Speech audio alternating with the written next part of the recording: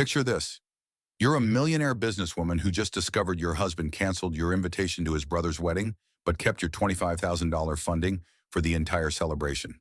What he doesn't know, you own the luxury hotel chain hosting the event, and you're about to teach him a lesson he'll never forget. This is the story of Sarah Collins, a quiet woman who built a hospitality empire while her family dismissed her success as a little hotel business. For 12 years, she provided silent support, anonymous generosity, and endless patience. But when she received that phone call from the wedding planner, everything changed. Her husband, Mike, thought he was dealing with a pushover wife who would accept humiliation as long as the family got her money.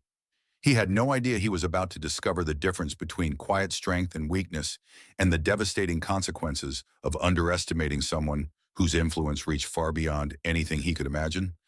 What unfolds next is a masterclass in strategic justice that will leave you questioning everything you thought you knew about power, family loyalty, and the price of betrayal.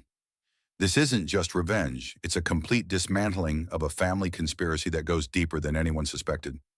The phone rang at exactly 9:15 on a Tuesday morning, cutting through the gentle hum of my corner office overlooking downtown Burlington.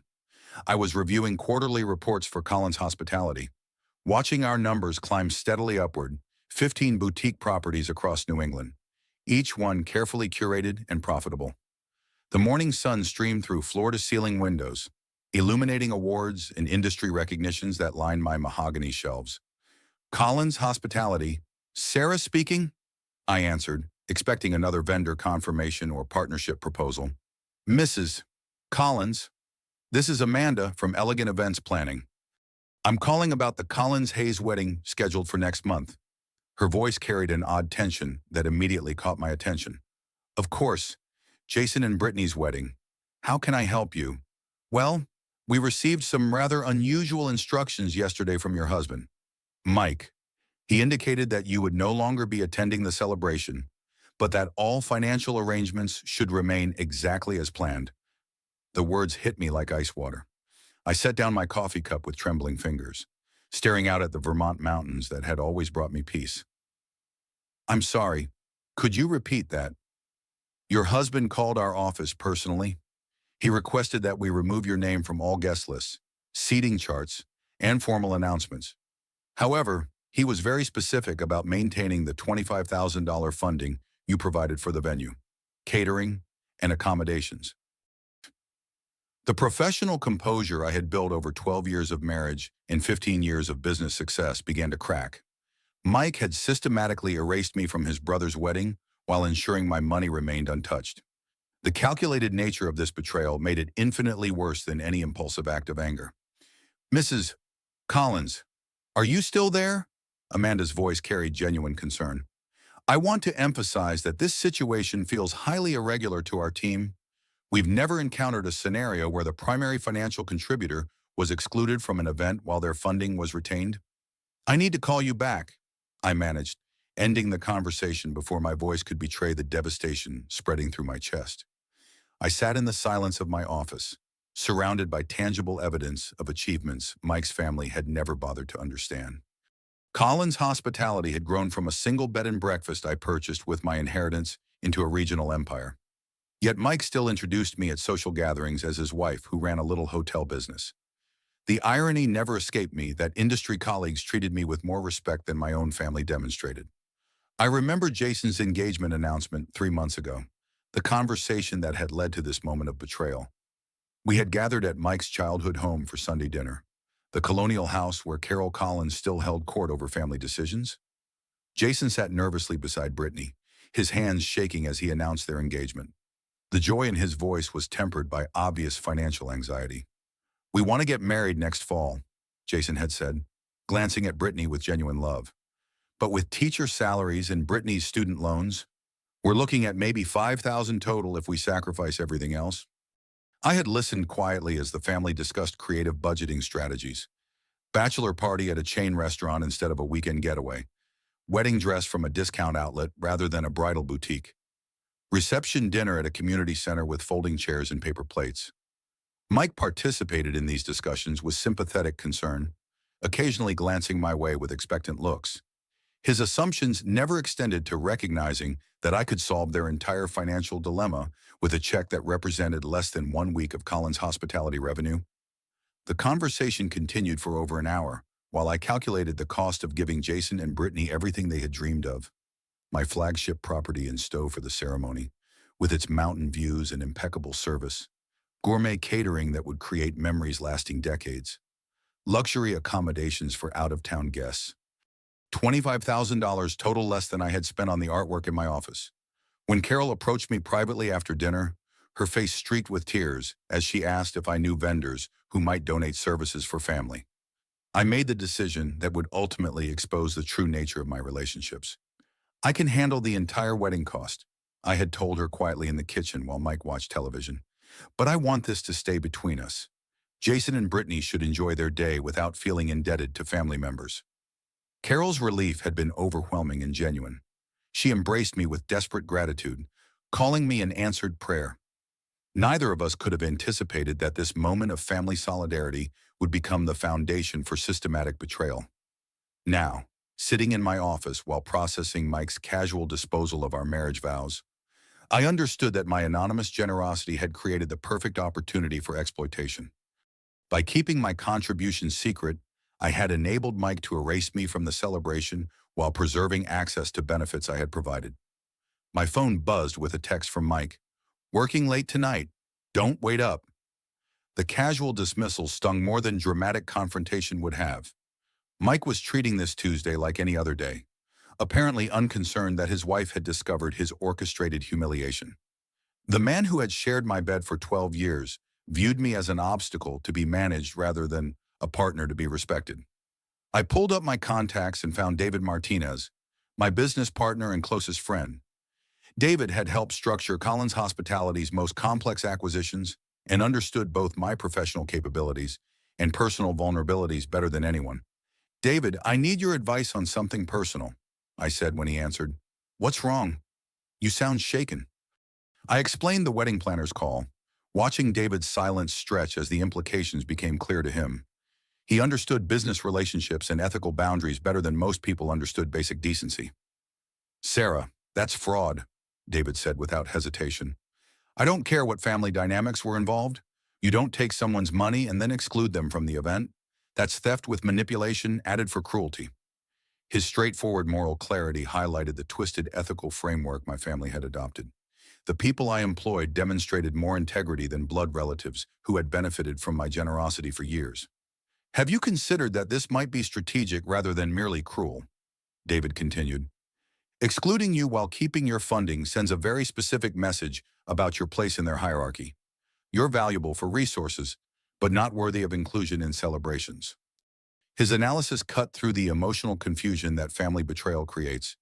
This was not random cruelty or impulsive drama, but calculated degradation designed to establish permanent boundaries. They were teaching me that I could fund their happiness, but should never expect to share in it. As the afternoon sun shifted across my office windows, I made a decision that would reshape every relationship in my life. I would not quietly accept this betrayal or pretend it represented a misunderstanding that patience could resolve. Mike had made a choice to humiliate me while stealing my money. Now he would learn what happened when you betrayed someone whose success extended far beyond his comprehension. I arrived home that evening to find Mike in his usual spot on the living room couch, beer in hand, watching ESPN highlights.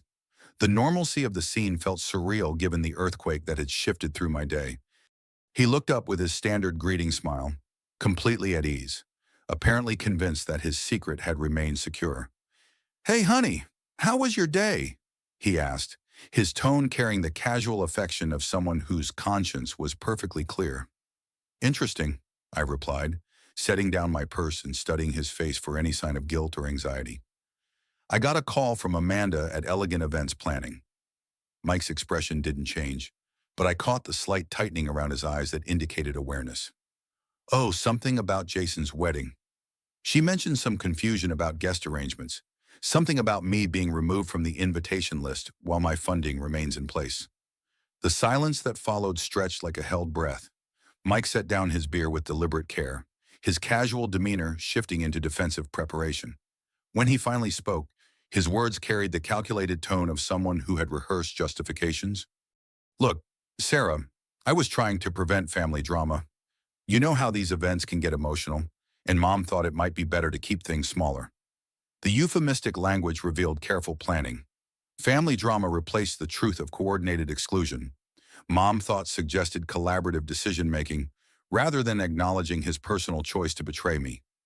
Mike, you stole $25,000 from me while orchestrating my public humiliation? How does that qualify as preventing drama? I didn't steal anything, he snapped, his defensiveness rising. You offered that money as a gift to help Jason. Gifts don't come with strings attached. The victim-blaming reached breathtaking heights.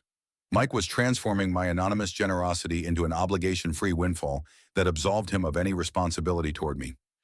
Gifts typically come with basic respect for the giver, I said, my voice carrying the authority that had negotiated million-dollar acquisitions.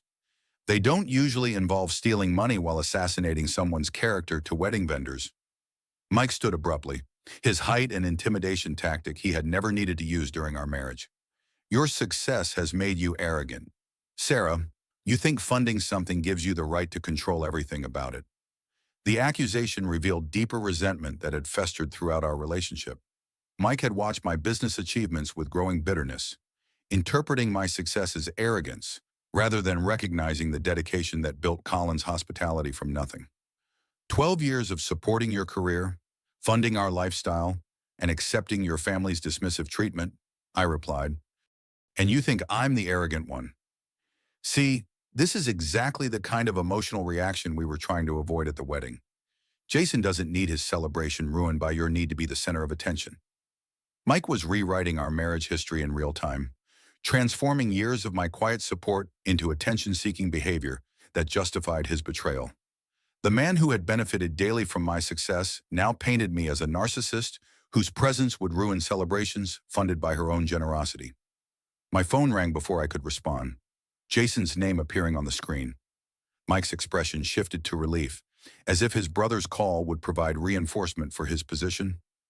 Sarah, I wanted to call personally, Jason began, his voice carrying weary obligation rather than genuine emotion. I appreciate everything you've done for the wedding, but the family thinks it might be better to keep the guest list smaller. The coordinated timing felt deliberate. Jason was calling while Mike stood nearby, providing real-time family solidarity against the woman whose money had made their celebration possible. Jason, I funded your entire wedding. Does that reality factor into your understanding of appropriate guest list decisions? His uncomfortable laughter revealed everything about his moral framework. Sarah, you offered that money as a gift. We're incredibly grateful, but gifts don't create obligations. The man whose teaching career was built on ethical education could not recognize the foundation supporting his own wedding celebration. He had transformed my anonymous generosity into an entitlement that absolved him of any responsibility toward me. I see, I said, understanding, finally crystallizing. So the family position is that I can fund your happiness, but shouldn't expect to share in it. That's not what anyone said, Jason protested, but his tone carried the hollow defense of someone who knew exactly what he was defending. After hanging up, I faced Mike's satisfied expression. He genuinely believed that Jason's call had vindicated his position and demonstrated family unity against my unreasonable expectations. The whole family agrees this is the right approach, Mike said with renewed confidence.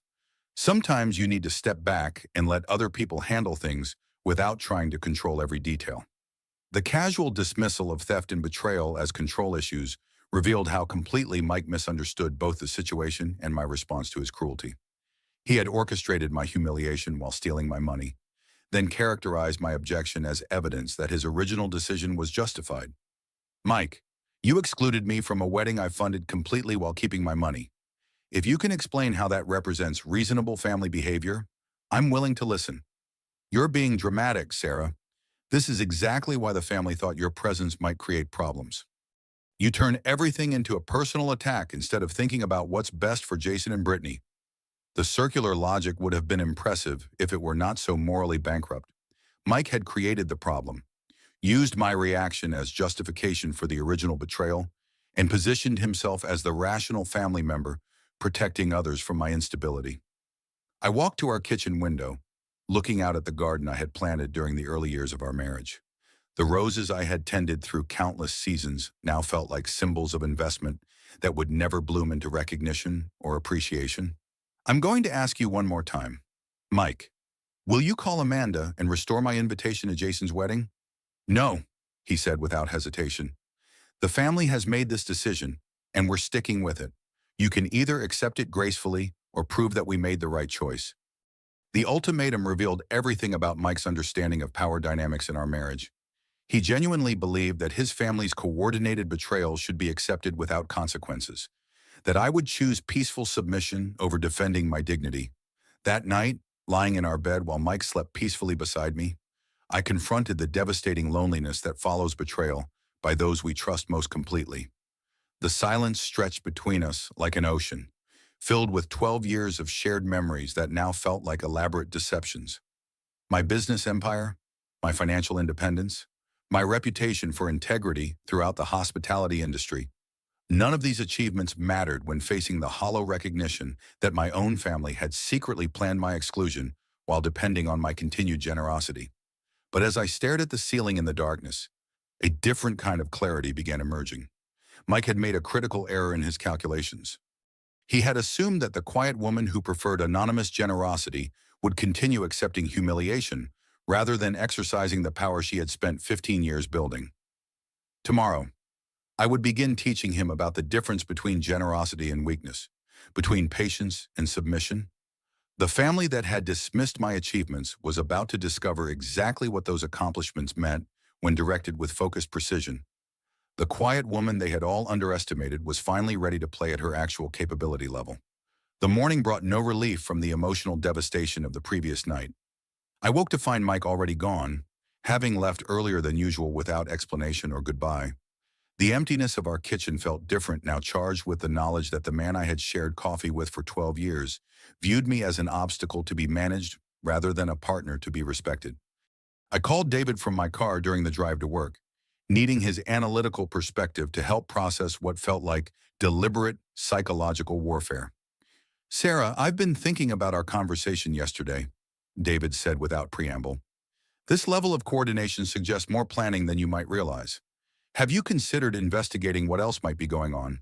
What do you mean, Hannah? Family conspiracies this elaborate usually have deeper roots. Mike didn't wake up one morning and decide to steal your money and exclude you from a wedding. This kind of systematic betrayal often masks other deceptions." David's business instincts had served Colin's hospitality well through challenging negotiations and hostile takeover attempts. If he sensed deeper problems, I needed to pay attention. Where would I even start? Financial records, communication patterns, family dynamics you might have overlooked. People who can orchestrate this level of emotional manipulation usually have practice. I spent the morning reviewing our personal financial accounts with the same analytical precision I applied to business audits. What I discovered made my stomach clench with recognition of my own naive trust. Mike had borrowed against our house 3 months ago, a $30,000 home equity loan I had never been told about. The paperwork showed his signature alone, but Massachusetts law required spousal notification for such transactions. Either he had forged my consent or convinced the bank that I had agreed to something I had never been informed about. The loan proceeds had been transferred to something called Collins Investment Ventures, a business entity I had never heard of despite sharing Mike's last name. My hands shook as I traced the money trail through our joint checking account. The investment venture had failed within 6 weeks, the entire amount lost in what appeared to be a cryptocurrency scheme that promised guaranteed returns. Mike had gambled away enough money to fund Jason's wedding and never mentioned it. Now he was keeping my wedding contribution to offset losses from his secret financial disaster. I called our bank, using my business credentials to request information about the loan application process. "Mrs. Collins, I show electronic consent authorization for spousal notification." The loan officer explained, "The system indicates you confirmed approval through our online portal." "What date and time was that authorization submitted?" "March 15th at 2:47 p.m. I checked my calendar from that day. March 15th, I had been in Boston meeting with potential investors for Collins Hospitality's expansion into Maine. Security cameras and credit card receipts could prove I was nowhere near a computer at that time. Mike had forged my digital consent to steal money from our home, lost it through reckless gambling, and was now using my wedding funding to cover his tracks. The systematic nature of his deception revealed planning that extended far beyond the wedding betrayal. My phone buzzed with a text from Carol. Sarah, I hope you understand that family situations can become complicated. Perhaps it would be best to focus on Jason's happiness rather than creating unnecessary drama. The carefully chosen phrases revealed how thoroughly Mike had briefed his family about containing my reaction. Carol spoke as if witnessing a minor disagreement rather than addressing systematic theft and humiliation orchestrated by her son. I drove to David's office, needing his perspective on discoveries that transformed my understanding of my marriage from betrayal to fraud. 30,000 in secret gambling debts, David said after reviewing the financial records I had printed. Electronic fraud to access home equity. Character assassination to wedding vendors. Sarah, this isn't just family drama, this is criminal behavior. What am I supposed to do? Call the police on my own husband? You're supposed to protect yourself before this gets worse. Men who can lie this systematically rarely stop at one major deception. David pulled up Collins Hospitality's corporate banking records, cross-referencing them with dates from Mike's financial activities. Look at this, he said, pointing to his computer screen. Mike called our corporate bank 2 weeks ago asking about your signature authority on business accounts. The representative logged his inquiry as routine spousal verification, but he was fishing for information about accessing company funds. The revelation hit me like a physical blow. Mike was not content with stealing from our personal assets. He was investigating ways to access Collins Hospitality's accounts. How much does he think I'm worth? I asked, though part of me dreaded the answer. Based on his questions to the bank, he believes you have direct access to about $2 million in liquid corporate assets. He's not entirely wrong. You could authorize those transfers in an emergency. $2 million. Mike was planning theft that would destroy everything I had built over 15 years of careful growth and strategic investment. David, I need you to help me understand something. If Mike has been planning this level of deception, who else in his family might be involved? We spent the afternoon investigating the Collins family's recent financial activities using public records and business databases. What we discovered painted a picture of coordinated desperation that explained the wedding conspiracy. Carol had refinanced her house 6 months ago, extracting $40,000 in equity that had disappeared into credit card debt and personal loans. Jason and Brittany had maxed out multiple credit cards planning their wedding before my intervention. Mike's sister Jennifer had declared bankruptcy the previous year. The entire Collins family was drowning in debt while believing that Sarah Collins represented a renewable financial resource rather than a human being with dignity and boundaries. They've been planning this for months, David said, reviewing the timeline of their financial disasters. The wedding was never about celebrating Jason and Brittany. It was about establishing access to your money while removing your ability to object. My phone rang with Jason's number, and I put it on speaker so David could hear the conversation. Sarah, I need to ask you something directly, Jason began with careful formality. Are you planning to cause problems for the wedding because Brittany is getting stressed about vendor issues, and we just want our day to be perfect? The victim blaming reached new depths of manipulation. Jason was positioning me as responsible for chaos created by his family's betrayal, while characterizing their theft as decisions that reasonable people should accept. Jason, what vendor issues are you referring to? Some of the suppliers are asking weird questions about authorization and payment approval. It's making Brittany nervous that something might go wrong. The vendors were conducting due diligence because industry professionals recognized the ethical problems with Mike's instructions. Wedding planners understood that excluding financial contributors while retaining their funding violated basic business ethics. The vendors are asking appropriate questions, I said carefully.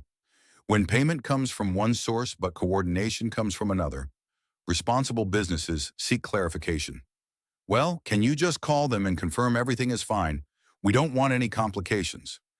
Jason wanted me to authorize my own humiliation while reassuring vendors that stealing my money was perfectly acceptable. The audacity was breathtaking in its casual cruelty. I'll consider it, I said, ending the call before my composure could crack completely. David looked at me with the expression he reserved for particularly challenging business negotiations. Sarah, you realize they're planning to manipulate you into authorizing your own exploitation?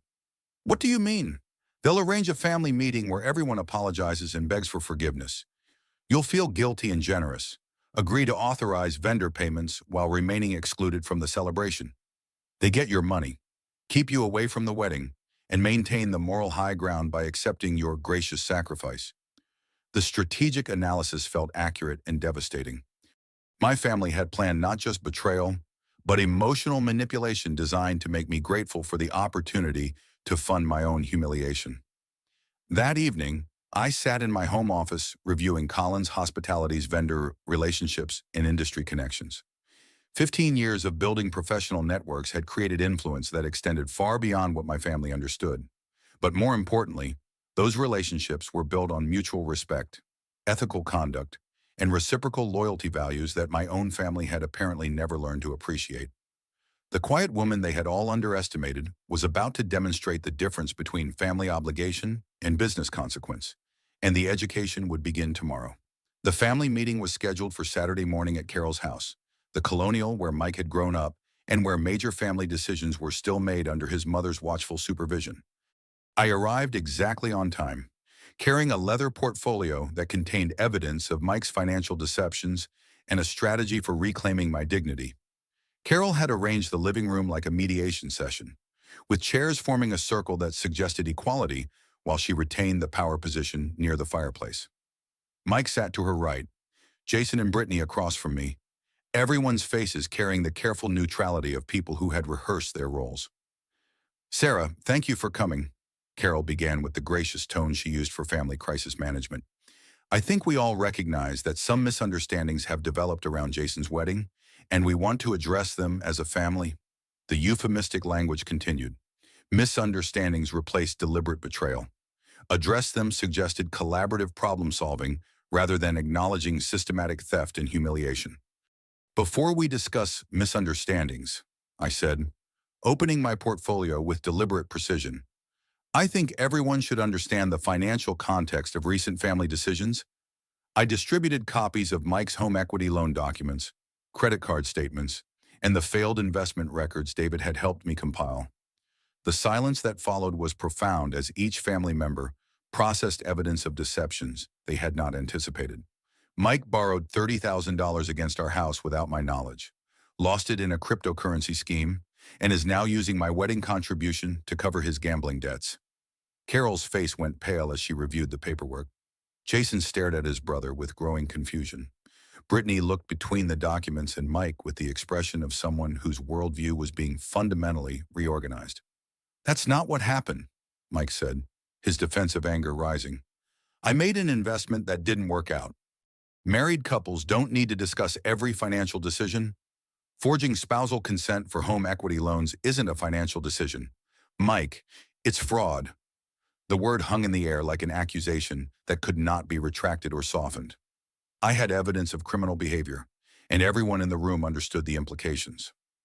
"Sarah, let's not escalate this situation unnecessarily," Carol said, her voice carrying the desperate tone of someone trying to contain a crisis that had exceeded her management capabilities. "Families work through financial difficulties together." "Absolutely," I agreed, allowing hope to creep into my voice as if their appeals for family unity were touching my heart. "I'm willing to work through this situation together, but I need certain things to happen." The relief in the room was palpable. They had expected confrontation and were receiving cooperation. Mike's defensive posture relaxed slightly. Carol leaned forward with renewed authority. Jason and Brittany exchanged glances that suggested their wedding might be saved after all. "First, I want my invitation to Jason's wedding restored immediately, with full recognition of my contribution to making the celebration possible." "Of course," Carol said quickly. "That was always our intention. The guest list confusion was just a miscommunication.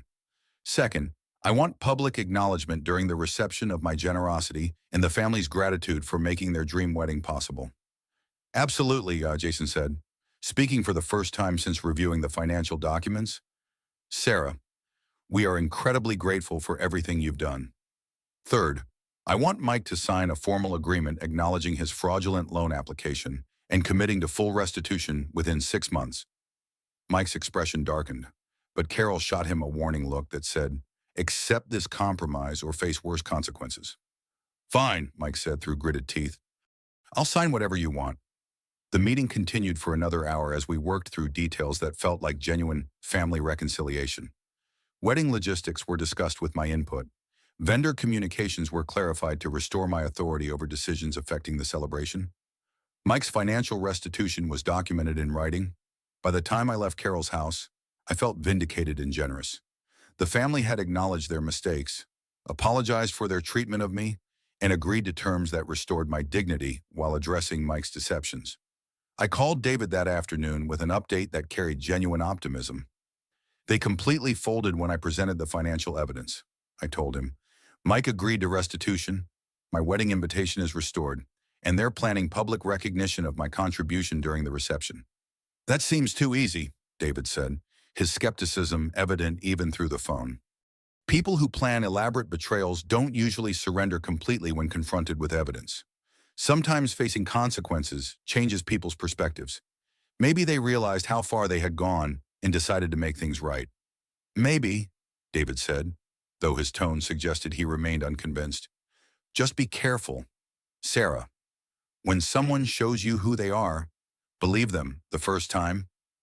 The next 2 weeks passed in a whirlwind of wedding preparation that felt like genuine family collaboration. Carol called regularly with updates and questions that seemed to value my input. Jason and Brittany included me in vendor meetings and decision-making sessions. Even Mike appeared to be making efforts to rebuild trust in our marriage. I allowed myself to feel hopeful about family relationships that had seemed permanently damaged. Perhaps the shock of discovery had forced everyone to confront behaviors they had not fully recognized. Perhaps my willingness to forgive had created space for authentic change. The Thursday before the wedding, I received a call from Amanda at Elegant Events Planning that should have been routine confirmation, but carried an undertone that made my stomach clench with familiar anxiety. Mrs. Collins, I wanted to touch base about final arrangements for tomorrow's rehearsal dinner. We received some updated instructions from your husband this morning that I wanted to verify with you directly. What kind of updated instructions? He mentioned that your role in the wedding coordination should be more behind the scenes to avoid any potential stress. He suggested that we handle most communication through Carol Collins going forward, with you remaining available for financial authorization as needed. The careful phrasing could not disguise what was actually happening. Mike was systematically removing my authority while preserving my financial responsibility. I was being reduced to a checkbook that could be accessed when convenient, but otherwise kept away from actual decision-making.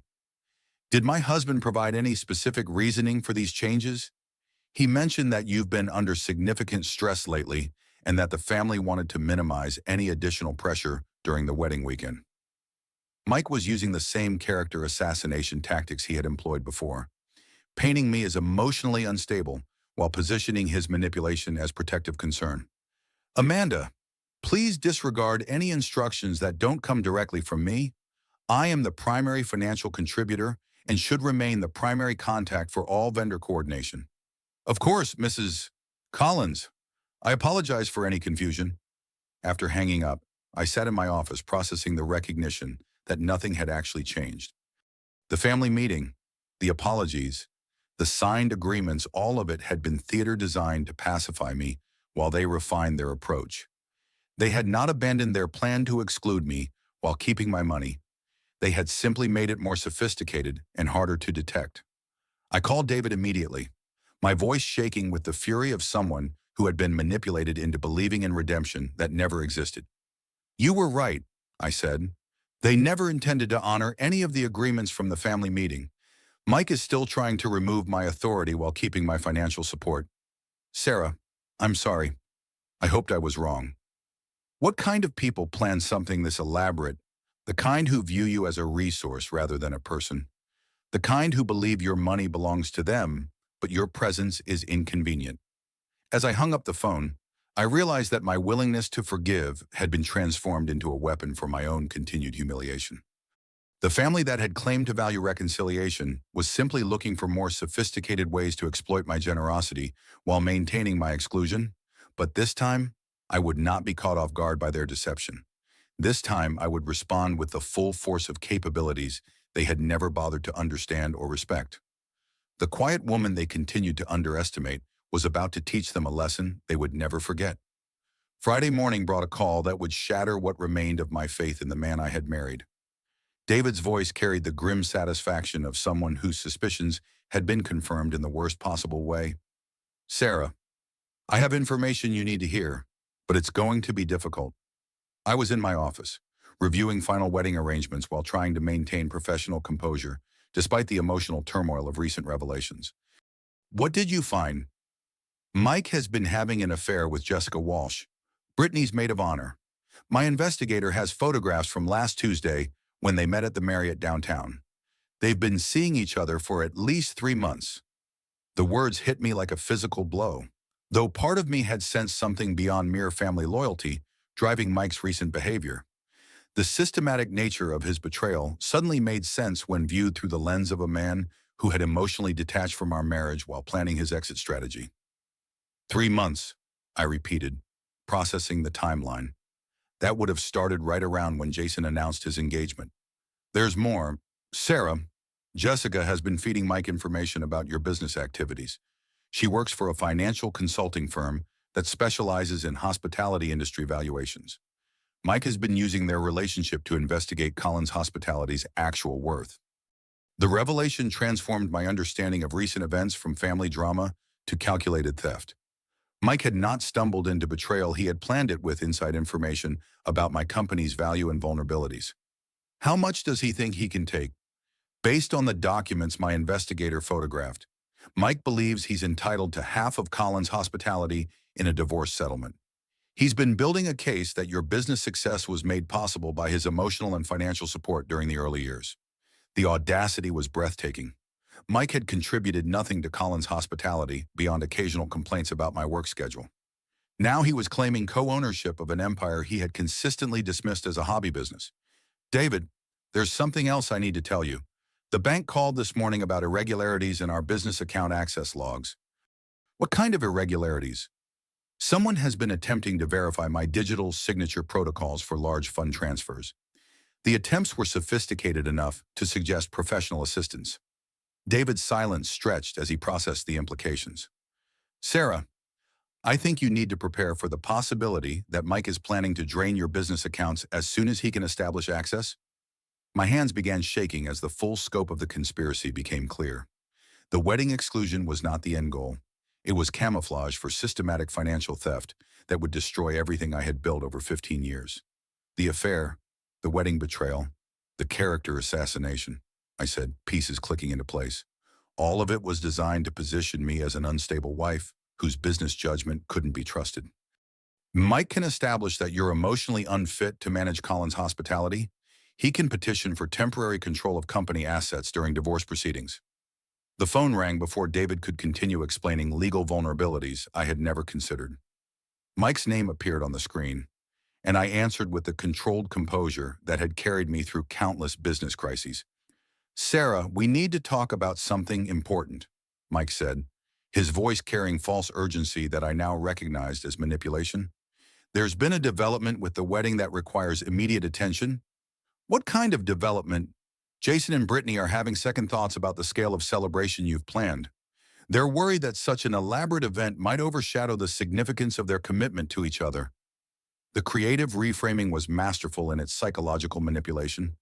Mike was characterizing my generosity as excessive display that threatened the couple's spiritual focus on marriage, rather than acknowledging their gratitude for making their dreams possible. Are you suggesting they want to cancel the wedding?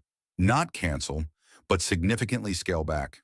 Maybe move it to a smaller venue, reduce the guest count, simplify the catering. They're concerned that your investment has created expectations that don't align with their values. Mike was systematically dismantling the celebration while positioning my funding as the problem rather than recognizing it as the solution to their financial limitations. Mike, I've already paid for everything. The vendors have been confirmed. The arrangements are finalized. That's what I wanted to discuss. If we simplify the celebration, there would be significant cost savings that could be redirected toward other family priorities. Other family priorities. Mike was not even pretending that my money would be returned. He was openly discussing how to redistribute my funding to serve the Collins family's broader financial needs. What other priorities are you referring to? Well, Carol is struggling with some medical expenses that aren't fully covered by insurance. and Jason and Brittany could use help with their mortgage down payment. Your generosity could make a much bigger impact if it were allocated more strategically.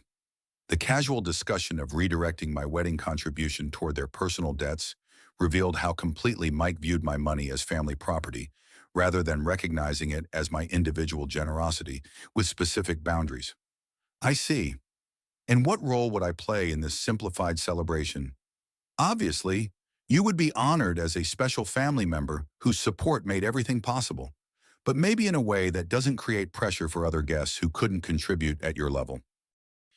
Mike was proposing to exclude me from the wedding while keeping my money, and then thanking me for my sacrifice in a way that would avoid embarrassing other family members who had not funded the celebration. Mike, I need to ask you something directly. Are you having an affair with Jessica Walsh? The silence that followed confirmed everything David's investigator had discovered. When Mike finally spoke, his words carried the desperate damage control of someone whose carefully constructed deceptions were collapsing. That's a ridiculous accusation. Sarah, I'm trying to help our family work through complex logistics, and you're creating paranoid conspiracy theories. I have photographs. Mike, 3 months of hotel meetings, restaurant dates, intimate conversations in public places. Those were business consultations. Jessica has expertise in hospitality industry valuations that I thought might be helpful for understanding your company's growth potential. The lie was so obviously constructed that it felt insulting to my intelligence. Mike was claiming that secret meetings with his brother's fiance's best friend represented business research rather than acknowledging the affair that had motivated his betrayal. What exactly did you need to understand about my company's growth potential? I wanted to surprise you with insights about expansion opportunities. Jessica's firm specializes in strategic planning for regional hospitality companies. Mike was improvising desperately now, creating explanations that could not survive basic scrutiny. No legitimate business consultation would require secret meetings at hotels or intimate dinners disguised as chance encounters. Mike, I'm going to give you one opportunity to tell me the truth about your relationship with Jessica and your plans for Collins Hospitality. I don't know what you're talking about, he said, his voice carrying the stubborn denial of someone who believed persistence could overcome evidence. That evening, I sat in my home office reviewing financial documents that revealed the true scope of threats to everything I had built. Mike's attempted access to business accounts, his investigation of company valuations, his coordination with family members drowning in debt, all of it pointed towards systematic theft disguised as family crisis management. But as I studied the evidence David had compiled, I realized that Mike had made a critical error in his planning. He had assumed that the quiet woman who preferred anonymous generosity would continue accepting betrayal rather than defending herself with the full force of capabilities she had spent decades developing. Tomorrow's wedding would provide the perfect stage for demonstrating exactly what happened when you tried to steal from someone whose influence extended far beyond anything the Collins family had ever imagined. The woman they had all underestimated was finally ready to reveal the difference between patience and weakness, between generosity and submission. Saturday morning arrived with crystalline clarity that seemed to mock the chaos brewing beneath the surface of what should have been a day of celebration. I dressed carefully in a navy suit that projected authority while remaining appropriate for family events. Knowing that every detail of my appearance would be scrutinized by people who had spent months planning my humiliation, the wedding ceremony was scheduled for 2 o'clock at my flagship property in Stowe, with reception dinner to follow in the restored 19th century barn that had become Collins Hospitality's signature venue. 43 guests would witness Jason and Brittany's union, unaware that they were also attending the final act of a family betrayal that had escalated far beyond wedding logistics. My phone buzzed with a text from David. Evidence package delivered to your office safe. Legal team standing by. You sure about this approach? I was sure. After 12 years of accepting minimal recognition while providing maximum support, after months of systematic deception and financial fraud, after discovering that my husband was planning to steal my life's work while publicly humiliating me, I was absolutely sure. The drive to Stowe took 45 minutes through Vermont mountains that had always provided perspective during challenging business negotiations. Today, those peaks seemed to offer witness to a reckoning that would reshape every relationship in my life. I arrived at the venue to find organized chaos as vendors made final preparations under Amanda's careful supervision. The mountain setting was spectacular, with October foliage creating a natural backdrop that no amount of money could purchase or improve. Everything was perfect, elegant, and meaningful in ways that Jason and Brittany's original budget would never have achieved. Carol approached me in the main lodge with the careful smile she used for managing family tensions during important events. "Sarah, you look lovely. I wanted to thank you again for making this celebration possible. Your generosity has given Jason and Brittany memories that will last forever." The performance was flawless, delivered with enough emotional weight to seem genuine while carefully avoiding acknowledgement of the systematic betrayal that had preceded this moment. "I'm glad everything worked out," I replied with matching diplomatic warmth. "Families should support each other during important milestones." "Absolutely. And I hope you know that despite any recent misunderstandings, you are truly appreciated by everyone in our family." Recent misunderstandings. Carol was characterizing months of deception, financial fraud, and character assassination as minor communication problems that mature adults should overlook for the sake of family harmony. Mike appeared with Jason and his groomsmen, all wearing rental tuxedos that had cost more than Jason's monthly teaching salary. My husband looked confident and relaxed, apparently convinced that his manipulations had achieved their intended goals. "Sarah, you made it," Mike said with the casual affection of someone whose conscience was perfectly clear. "Everything looks amazing. You really outdid yourself with this venue." The dismissive phrasing was deliberate. Mike was characterizing my ownership of the property as enthusiastic party planning, rather than acknowledging that I controlled every aspect of the infrastructure supporting their celebration. "Thank you," I said simply, saving energy for conversations that would matter more than these final exchanges of false pleasantries. Jessica Walsh appeared with the other bridesmaids, wearing a blush-colored dress that complemented her auburn hair. She moved with the careful confidence of someone who believed her secrets remained secure, apparently unaware that her 3-month affair with Mike had been thoroughly documented by professional investigators. When our eyes met across the lodge, Jessica smiled with the warm friendliness she had maintained throughout the wedding planning process. Her performance was remarkable, displaying no guilt, anxiety, or recognition that she was looking at the wife of the man she had been betraying. "Mrs. Collins, the venue is absolutely stunning," Jessica said, approaching with genuine enthusiasm. "Brittany and Jason are so lucky to have family who can make dreams like this come true." The casual reference to luck, rather than acknowledging the specific generosity that had made the celebration possible, revealed how completely the Collins family had reframed my contributions. I was not a benefactor whose kindness had enabled their happiness. I was simply someone whose resources had been properly allocated toward their priorities. "I'm sure they'll have a wonderful day," I replied, noting how Jessica's gaze lingered on Mike as he laughed with his groomsmen near the fireplace. The ceremony itself unfolded with flawless precision that reflected months of careful planning and unlimited budget allocation. Jason and Brittany exchanged vows beneath an arch of mountain laurel and autumn leaves, their faces radiant with joy that felt genuine despite the dysfunction that had preceded this moment. As they promised to love and honor each other through whatever challenges life might bring, I found myself wondering if their marriage would survive the revelation of how it had been funded and the family dynamics that would define their future relationships. During the cocktail hour that followed, I circulated among guests with the social grace that had served me through countless business events. Most of the attendees were strangers: Jason's teaching colleagues, Brittany's college friends, distant relatives who rarely involved themselves in family affairs. None of them knew that the elegant celebration surrounding them existed only because of a woman who had been systematically excluded from planning while funding every detail. They simply enjoyed premium cocktails, gourmet appetizers, and breathtaking mountain views while assuming that someone else had managed the complex logistics of creating such perfection. Carol approached me during dinner, her face carrying the relieved satisfaction of someone whose careful planning had achieved its intended results. "Sarah, I wanted to speak with you privately about something important," she said, guiding me toward a quiet corner of the reception barn. "Of course. Mike mentioned that you've been under significant stress lately with business pressures and family obligations. We're all concerned about your well-being and wanted you to know that we support whatever decisions you make about your future involvement in family events." The carefully chosen phrases could not disguise what Carol was actually communicating. She was offering me permanent exclusion from Colin's family gatherings while framing it as concern for my mental health, rather than acknowledging their coordinated betrayal. "That's very thoughtful," I said, maintaining the diplomatic composure that had carried me through this entire charade. "We also wanted to discuss the possibility of your continued financial support for other family needs.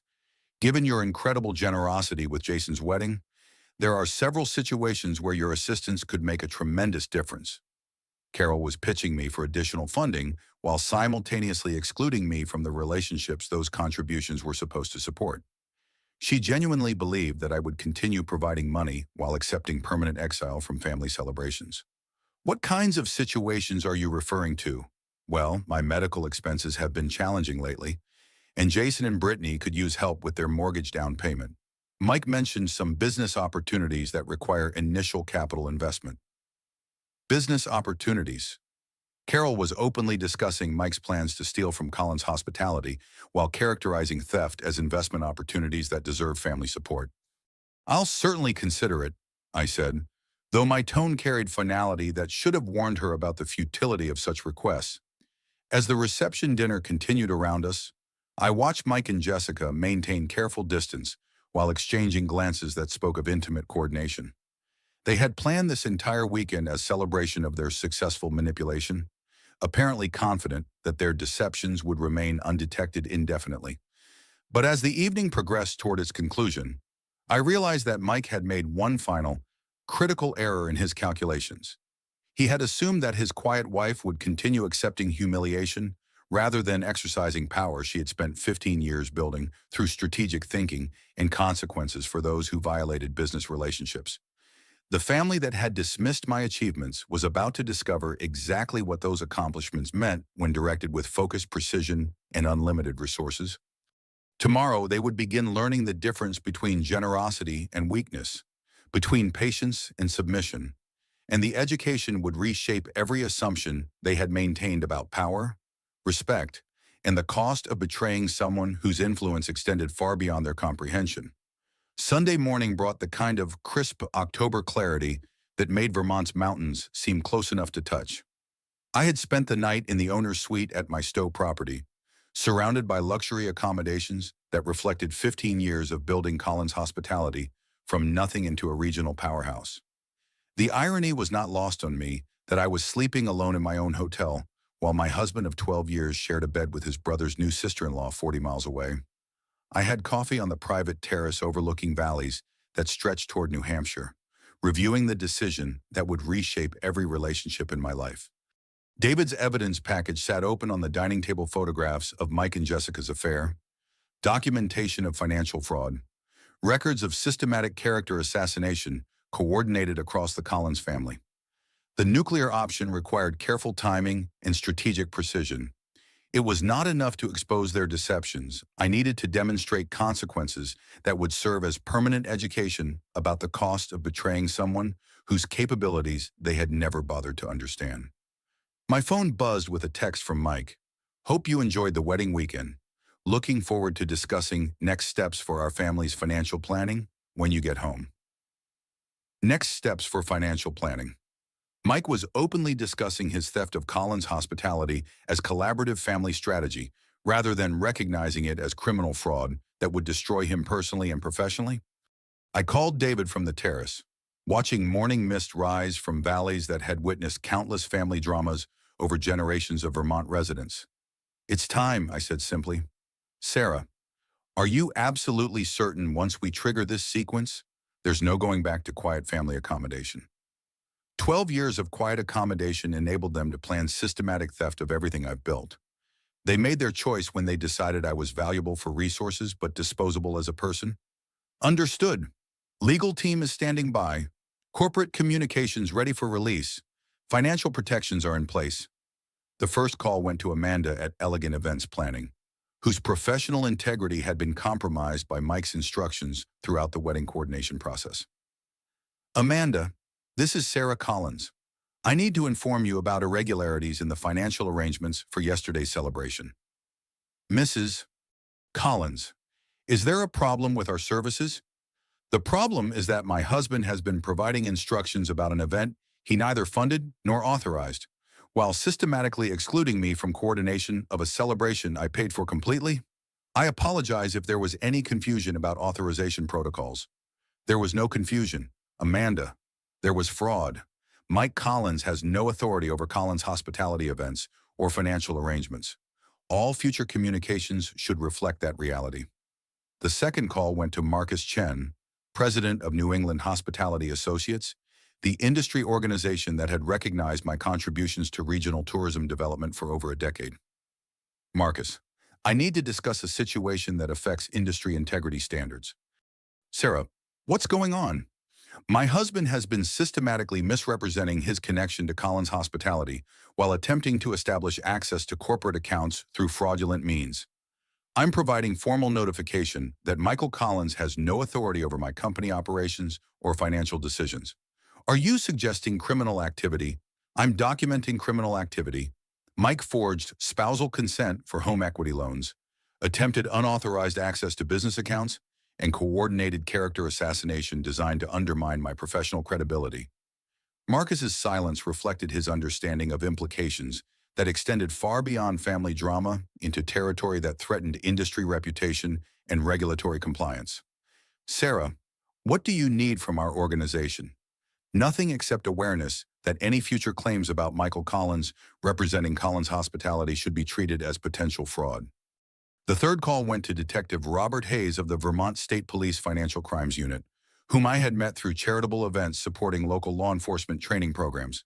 Detective Hayes, I need to report systematic financial fraud that involves identity theft, forged signatures, and attempted unauthorized access to business accounts. Mrs. Collins, these are serious allegations. Do you have documentation? Comprehensive documentation prepared by forensic accountants and private investigators, home equity fraud, electronic signature forgery, attempted corporate account access, and evidence of coordinated conspiracy to steal company assets. How much money are we discussing? Immediate theft of $30,000 through home equity fraud, attempted theft of approximately $2 million through unauthorized business account access. Detective Hayes' tone shifted to official formality as he recognized that this was not domestic dispute, but major financial crime requiring immediate investigation.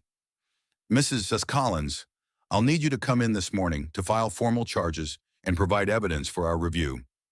The fourth call went to Jennifer Walsh, Jessica's older sister and a partner at the law firm that handled Collins Hospitality's corporate legal matters. Jennifer, I need to inform you about a conflict of interest that affects your firm's representation of my company. Sarah, what kind of conflict? Your sister Jessica has been conducting a 3-month affair with my husband while providing him confidential information about Collins Hospitality's financial structure and vulnerabilities. The silence that followed was profound as Jennifer processed implications that could destroy both her sister's career and her law firm's reputation for ethical conduct. Are you certain about these allegations? Photographic evidence, documented meetings, financial records showing coordination between Jessica's hospitality consulting work and Mike's attempted access to my business accounts? Sarah, I need to recuse my firm from Collins Hospitality representation immediately to avoid ethical violations. I understand. I'll be seeking new legal counsel to address both the corporate fraud and the professional misconduct involved in this situation. By 10 o'clock Sunday morning, the systematic destruction of Mike's life was proceeding with the efficiency that had built Collins Hospitality through strategic acquisitions and hostile takeover scenarios. Every professional relationship he had corrupted would face consequences. Every institution he had defrauded would pursue restitution. Every person he had manipulated would learn exactly what role they had played in systematic betrayal. My phone rang with Carol's number, her voice carrying panic that suggested news was traveling quickly through family networks. Sarah, there are rumors about police investigations and legal problems. Please tell me you're not doing anything rash. I'm doing exactly what any responsible business owner would do when discovering systematic fraud. Carol, I'm protecting my company and pursuing legal remedies for criminal behavior. But we're family. Surely these issues can be resolved without involving outsiders. Family. Carol was invoking blood relationships to justify theft and betrayal while asking me to prioritize family loyalty over business ethics and legal compliance. Family members who steal from each other have chosen to make their problems legal matters rather than personal ones. Sarah, please think about what this will do to Jason and Brittany. They just got married. Their happiness shouldn't be destroyed by temporary family conflicts. Carol was using the newlyweds as emotional shields to protect Mike from consequences of his criminal behavior. She genuinely believed that I should accept ongoing theft to preserve the illusion of family harmony. Jason and Brittany's happiness was built on money stolen from me through fraud. If that foundation troubles them, they can return the funding and plan a celebration they can actually afford. The conversation ended with Carol's desperate pleas echoing the same themes that had characterized our family dynamic for 12 years. My obligation to accept minimal recognition while providing maximum support, regardless of how my generosity was repaid with betrayal and humiliation. But this time, the quiet woman they had all underestimated was responding with capabilities that extended far beyond their comprehension. And the education would continue until everyone involved understood exactly what happened when you tried to steal from someone whose influence reached into every corner of the industry they had dismissed as a hobby business. The reckoning had begun, and it would reshape every assumption they had maintained about power, loyalty, and the cost of treating family members as renewable resources rather than human beings deserving of respect. By Monday morning, the cascading consequences of my weekend calls had begun reshaping the Collins family's understanding of reality in ways that would prove permanent and devastating. I sat in my Burlington office reviewing reports that felt like battlefield assessments from a war my family had started but never anticipated losing. Detective Hayes had moved with impressive speed to coordinate with federal authorities once the scope of Mike's fraud became clear. Home equity theft crossed state lines when the cryptocurrency investment involved offshore accounts. Electronic signature forgery triggered federal banking regulations. Attempted unauthorized access to business accounts fell under corporate fraud, statutes that carried prison sentences measured in years rather than months. My assistant knocked gently before entering with updates that would have felt satisfying if they were not also emotionally devastating. Mrs. Collins. Michael Collins was arrested at his office this morning. The charges include wire fraud, identity theft, and conspiracy to commit grand larceny. The district attorney's office is requesting an emergency hearing to freeze his assets pending investigation. Mike's insurance brokerage would not survive federal investigation into his business practices. Clients who discovered their broker was under indictment for fraud would flee to competitors regardless of the ultimate legal outcomes. Professional licenses would be suspended. Industry relationships would evaporate overnight. Jessica Walsh has been terminated from her consulting position for ethical violations and breach of client confidentiality. Her firm is conducting internal investigation to determine if other clients were compromised by similar misconduct. Jessica's career in hospitality consulting was over. No company would hire someone who had demonstrated willingness to steal confidential information for personal relationships. Professional reputation required decades to build and could be destroyed in days when trust was violated as systematically as she had betrayed her ethical obligations. The Collins family has received formal notification that all wedding-related expenses must be reimbursed within 30 days or face collection proceedings through civil court. $25,000 plus interest and administrative fees, money that would force Carol to sell her house, Jason to drain his retirement accounts, and Brittany to confront the reality that her dream wedding had been funded through criminal activity. My phone buzzed with a call from Jason, his voice carrying the shell-shocked confusion of someone whose world had been fundamentally altered overnight. Sarah, I don't understand what's happening. Mike is in jail. Jessica has been fired. The police are asking questions about money laundering. Can you please explain what's going on?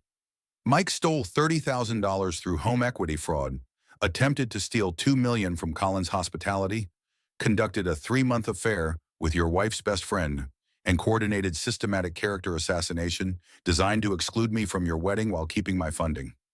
The silence that followed stretched long enough for me to hear Jason processing information that destroyed his understanding of recent family dynamics. The wedding money was stolen. The wedding money was legitimate. Mike's home equity loan was obtained through forged spousal consent. He lost that money gambling on cryptocurrency, then used my wedding contribution to cover his tracks while planning to steal from my business to fund your reception. Sarah, I had no idea. I believe you, Jason, But ignorance doesn't change the fact that your celebration was built on criminal fraud that could have destroyed everything I've worked 15 years to create. What can we do to fix this? Return the money, all of it, immediately. Demonstrate that you recognize the ethical problems with accepting funding obtained through systematic betrayal and financial crime. Jason's promises to make restitution came with tears that sounded genuine through the phone connection. Whether his remorse would translate into meaningful action remained to be determined. But his recognition of moral accountability distinguished him from family members who continued seeking ways to minimize their responsibility. Carol's call came an hour later, her voice carrying the desperate authority of someone whose management strategies had proved inadequate for containing a crisis of this magnitude. "Sarah, you have destroyed our entire family over money. Mike is facing prison. Jessica's career is ruined. Jason and Brittany are drowning in debt. Was your revenge worth destroying so many lives?" The victim blaming reached stunning heights as Carol characterized criminal fraud as family disagreement while positioning my legal response as vindictive overreaction rather than appropriate defense of my business and personal dignity. "Carol, I didn't destroy your family. Mike destroyed your family when he chose to steal money, forge documents, conduct extramarital affairs, and coordinate systematic betrayal of someone whose generosity had supported his lifestyle for 12 years. But calling the police was excessive. These matters could have been resolved privately through family discussion. 30,000 in fraud, 2 million in attempted theft, federal banking violations, conspiracy to commit grand larceny. These are not family matters, Carol. These are serious crimes that require legal consequences. What about forgiveness? What about Christian charity? What about the values that hold families together through difficult times?" Carol was invoking religious obligation to excuse criminal behavior while asking me to prioritize family cohesion over business ethics and legal compliance. Christian charity does not require accepting ongoing theft. Family values do not include enabling systematic fraud. Mike chose to make this a legal matter when he chose to commit crimes. "Sarah, I'm begging you to reconsider. Call the district attorney. Drop the charges. Let our family heal from these wounds without external interference. The wounds were created by your son's criminal activity, not by my response to it. Healing requires accountability, not continued enablement of behavior that destroys trust and violates basic ethical standards." That afternoon brought news that Mike's arrest had triggered automatic review of his professional licenses by state insurance regulatory agencies. Companies that had entrusted him with fiduciary responsibility for client funds would demand immediate policy transfers. Business partnerships built over years of relationship development would dissolve overnight. David stopped by my office to review developments that had exceeded even his strategic projections for consequences. Mike's bail hearing is scheduled for Thursday. Federal prosecutors are arguing that he represents flight risk due to the scope of his financial crimes and evidence of systematic deception. Will he get bail?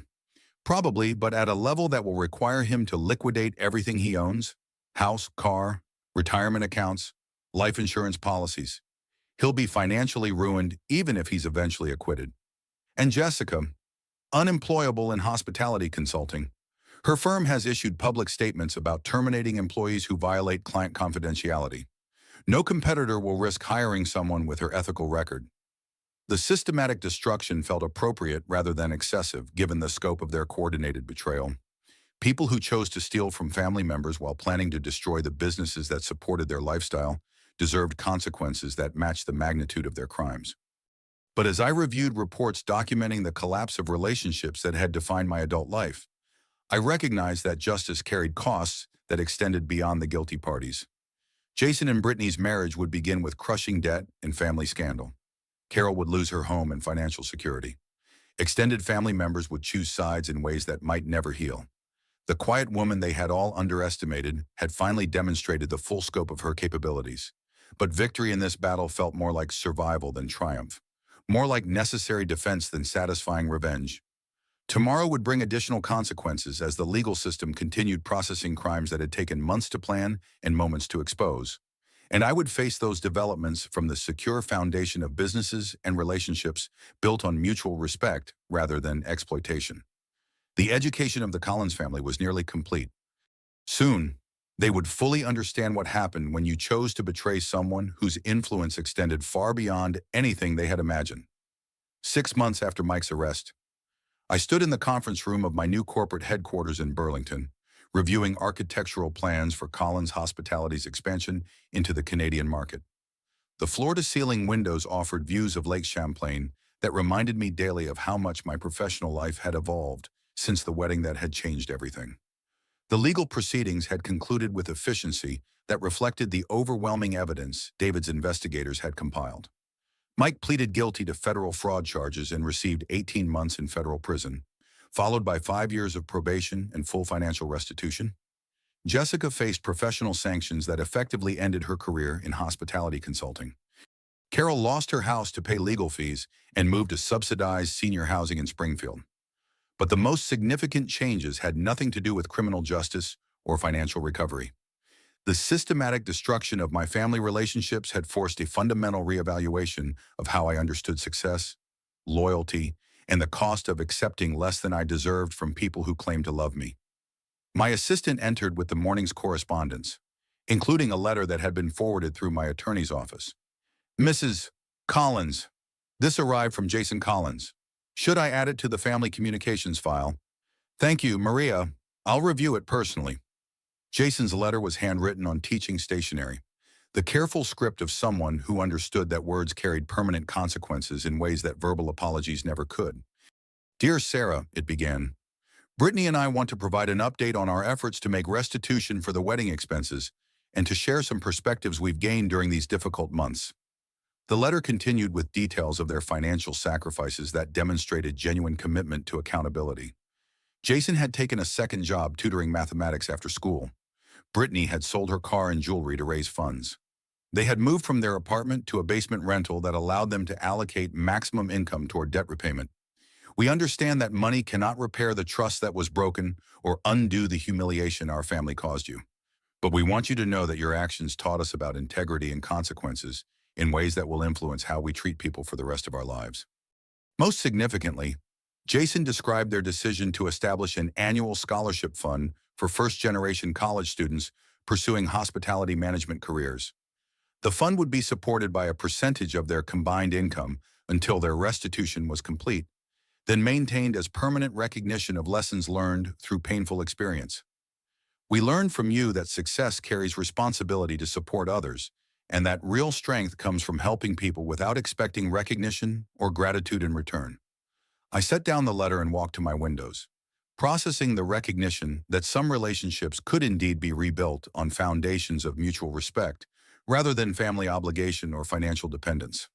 David knocked and entered with quarterly reports that documented Collins Hospitality's continued expansion, despite the personal turmoil that had surrounded recent months. Revenue is up 37% from last year, he reported with satisfaction. The publicity from the family situation actually enhanced our reputation for ethical business practices. Clients want to work with someone who demonstrates backbone when relationships become exploitative. The irony was remarkable. My willingness to pursue legal consequences for family betrayal had strengthened Collins Hospitality's market position by demonstrating that I would defend business integrity regardless of personal cost. 3 major hotel chains have approached us about management contracts for their New England properties. They specifically mentioned wanting leadership that combines business acumen with clear ethical boundaries. My phone rang with a number I didn't recognize, though the Vermont area code suggested local business. Mrs. Collins, this is Patricia Walsh from Elegant Events Planning. I wanted to provide an update on changes to our company policies that resulted from the wedding situation last year. Amanda had left the events planning business after the Collins wedding, overwhelmed by the ethical complexities of coordinating celebrations where family dynamics involve fraud and manipulation. Patricia had purchased the company and implemented new protocols designed to prevent similar situations. We now require direct authorization from all financial contributors for any changes to event coordination. We also maintain strict policies about communication channels that prevent unauthorized parties from providing instructions about celebrations they don't control. The wedding that had nearly destroyed my family relationships had also improved industry standards for protecting clients from exploitation by relatives who claimed authority they had never been granted. Mrs. Collins, I also wanted to mention that we've received several inquiries from potential clients who specifically requested our services because they heard about our ethical standards during difficult family situations. The Collins wedding had become a case study in professional integrity that enhanced business reputations rather than damaging them. My willingness to defend appropriate boundaries had created positive consequences that extended far beyond personal vindication. That evening, I sat in my new home office reviewing correspondence from industry colleagues who had offered partnership opportunities that would expand Collins Hospitality's influence throughout North America. The quiet woman who had preferred anonymous generosity was now recognized as a leader whose strategic thinking and ethical standards commanded respect across multiple business sectors. My phone buzzed with a text from David. "Dinner tomorrow, I have news about the main acquisition." David's friendship had proven invaluable throughout the legal proceedings and business expansion that had followed the wedding crisis. His analytical perspective helped me process emotional challenges, while his strategic guidance ensured that Collins Hospitality continued growing despite personal turmoil. As I prepared for bed in the master suite that reflected my individual taste rather than compromise with someone else's preferences, I reflected on how completely my life had changed since that Tuesday morning phone call from Amanda 9 months earlier. The marriage that had defined my adult identity was over, dissolved through no-fault divorce proceedings that had awarded me complete control of Collins Hospitality in exchange for assuming Mike's legal debts. The family relationships that had provided social structure for 12 years were permanently altered by criminal convictions and civil lawsuits. But in place of those losses, I had gained something more valuable than financial security or professional recognition. I had learned the difference between quiet strength and passive acceptance, between generous patience and enabling dysfunction. The woman who had spent years accepting minimal recognition while providing maximum support had finally established boundaries that commanded respect rather than exploitation. And those boundaries had created space for relationships built on mutual appreciation rather than one-sided sacrifice. Tomorrow would bring new challenges as Collins Hospitality continued expanding into markets where success required strategic thinking and ethical conduct.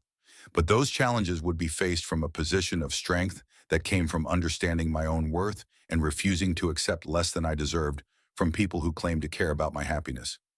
The education of the Collins family was complete. But my own education about power, respect, and the cost of underestimating quiet strength was just beginning. 1 year after the wedding that changed everything, I stood at the podium in the grand ballroom of Collins Hospitality's newest property, the Mountain View Resort in White Mountain National Forest. The room was filled with 300 guests representing the pinnacle of New England's hospitality industry, gathered for the annual awards ceremony of the Regional Tourism Development Association. The Crystal Award in my hands recognized Collins Hospitality as Business of the Year, acknowledging not just financial success but ethical leadership and community impact that had elevated industry standards across multiple states. The engraved inscription read, "For demonstrating that true strength comes from defending integrity, regardless of personal cost." When I started Collins Hospitality 15 years ago, I began, my voice carrying across the ballroom with confidence that had been earned through surviving betrayal and emerging stronger. I believed that success was measured primarily through financial metrics and market expansion. The audience included competitors who had once underestimated my capabilities, industry leaders who now sought partnerships with Collins Hospitality, and business colleagues who had watched my transformation from quiet family supporter to recognized regional powerhouse. I learned this year that success requires something more challenging than building profitable companies or expanding market share. It requires the courage to defend your values when the people closest to you attempt to compromise them. The story of Mike's fraud and the Collins family betrayal had become industry legend, though most versions focused on business ethics rather than personal drama. My willingness to pursue criminal charges against my own husband had sent clear signals throughout the hospitality community about the consequences of violating trust in professional relationships.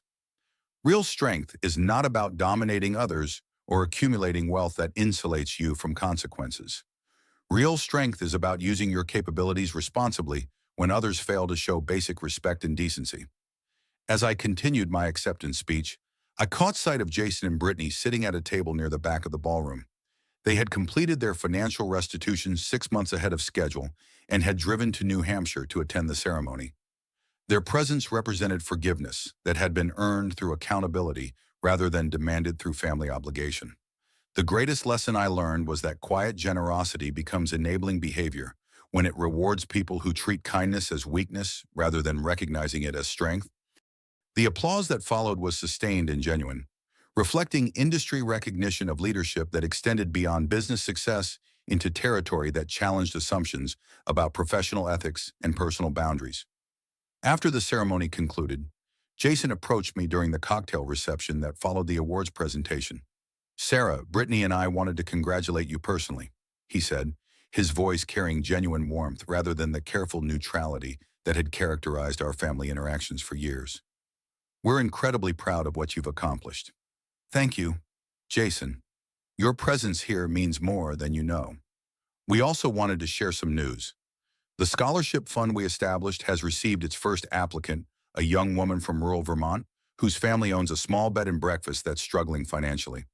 She wants to study hospitality management to help save her family's business. The scholarship that had been created from painful lessons was already creating positive consequences for people who face challenges similar to those I had experienced during Colin's Hospitality's early years. Her story reminded us of everything you taught us about supporting others without expecting recognition in return, Brittany added, speaking publicly to me for the first time since their wedding.